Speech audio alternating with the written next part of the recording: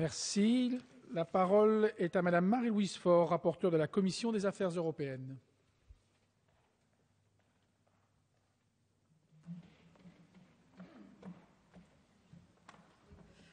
Merci, Monsieur le Président. Madame le Ministre, Madame et Monsieur les Présidents de Commission, chers collègues, tout d'abord, je souhaite vous rappeler que le principe de réciprocité est porté par la France depuis quelques années déjà au sein des institutions européennes. Il n'y a sur ce point aucun clivage politique et le dispositif proposé s'inscrit dans la continuité de la vision soutenue par la France. Michel Barnier a été ainsi très actif pour convaincre le commissaire au commerce extérieur, Karel de Gucht, qui était réservé au début, du bien-fondé de l'instrument de réciprocité sur les marchés publics. Il déclarait « Si nous sommes repliés derrière nos frontières, nous sommes chacun et tous foutus. Il ne s'agit pas de fermer nos marchés ou de se replier. Il y a des milliers d'emplois en France qui dépendent de l'exportation. Il y a des milliers et il s'agit d'obtenir que les autres ouvrent réciproquement leurs marchés. » Comme vous, Madame le Ministre, Madame Lagarde, alors ministre de l'Économie, avait plaidé pour plus de fermeté et de réciprocité en matière commerciale, je la cite, au bénéfice de l'Union européenne.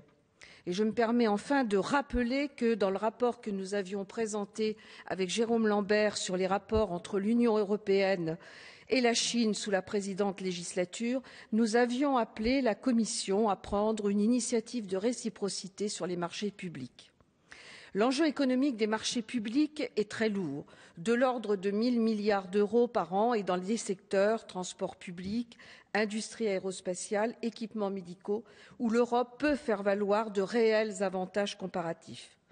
Les marchés européens sont les plus ouverts et les plus transparents du monde, et cette ouverture résulte à la fois de l'adhésion de l'Europe à l'accord plurilatéral sur les marchés publics et de ses engagements bilatéraux. Par ailleurs, l'Europe n'a adopté aucune règle restreignant l'accès de ces marchés publics.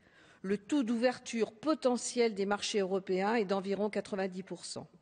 Nos partenaires commerciaux n'ont de ce fait aucune incitation à ouvrir leurs marchés et, émergents ou non, ils pratiquent des régimes discriminatoires.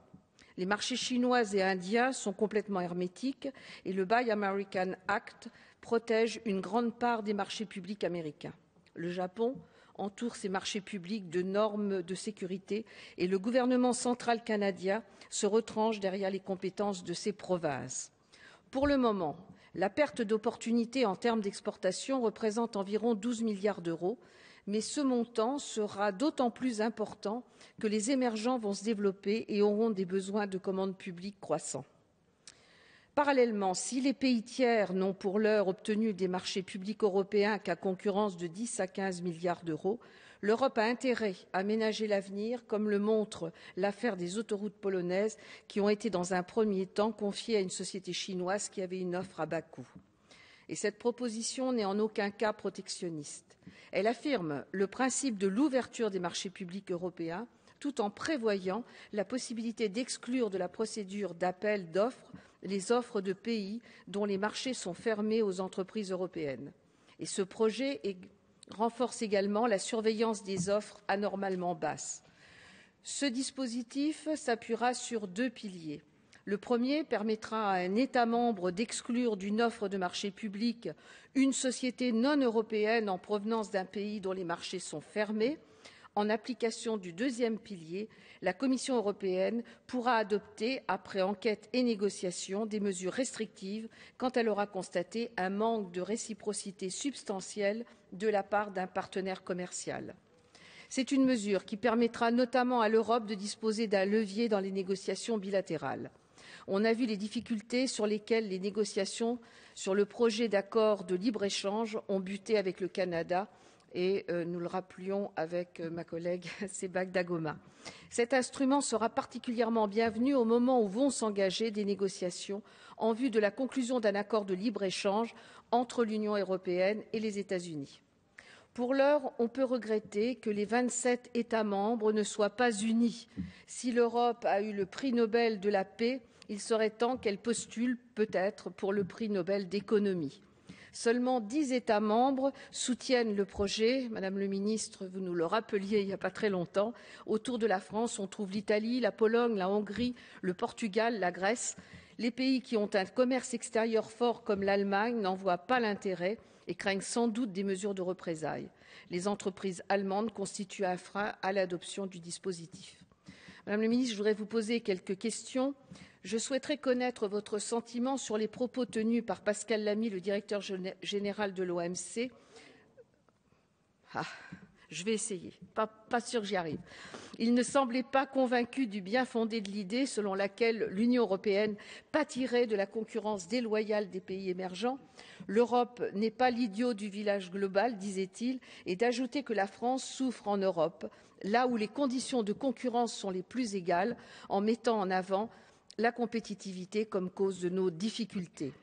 Il concevait très bien que les Français veuillent de la réciprocité, mais il mettait en garde en disant qu'il y a deux versants, la réciprocité que nous demandons aux autres et celle que les autres vont nous demander. Il rappelait enfin que ce sont désormais les barrières non tarifaires, standards, normes, exigences de conformité qui entraînent d'éventuelles différenciations d'accès au marché. Une deuxième question, Madame le ministre, votre action de diplomatie économique auprès des États qui ont marqué leur opposition au projet porte-t-elle ses fruits? Le rôle du Parlement européen, du fait de ses nouvelles compétences en matière de politique commerciale, sera déterminant. Le projet de rapport sera-t-il présenté en juin comme prévu? Autant de questions que je sais vous attellerez à nous donner réponse. Une troisième question enfin, le dispositif proposé par la Commission européenne comporte deux volets. Un volet décentralisé entre les mains des États membres, mais sous contrôle de la Commission. L'autre volet donne à la Commission un pouvoir d'enquête et de sanctions restrictives en cas de manque substantiel de réciprocité. Donner une telle marge de manœuvre à la Commission européenne dans les deux cas est certes de nature à rassurer des pays comme l'Allemagne, mais ne peut-on pas craindre que cela nuise à l'effectivité du dispositif? En lisant le dispositif, on est frappé par sa relative complexité. Ne pourrait-on pas envisager une simplification de la procédure dans les délais de consultation et de mise en œuvre? Enfin, estimez-vous que l'existence d'un tel mécanisme de réciprocité au niveau européen serait de nature à inciter la Chine à faire une offre d'adhésion acceptable à son entrée à l'accord plurilatéral sur les marchés publics? Cet accord n'assure pas seulement l'ouverture des marchés, mais oblige à des mesures de transparence pour les États membres, ce qui est fondamental car l'opacité est un des facteurs qui nuisent aux entreprises européennes quand elles veulent soumissionner en Chine. Voilà, Madame le ministre, les questions que je voulais vous poser après l'adoption par notre commission. Et je remercie Madame Auroi, notre présidente, d'avoir porté attention à notre rapport. Voilà, je vous remercie de votre attention.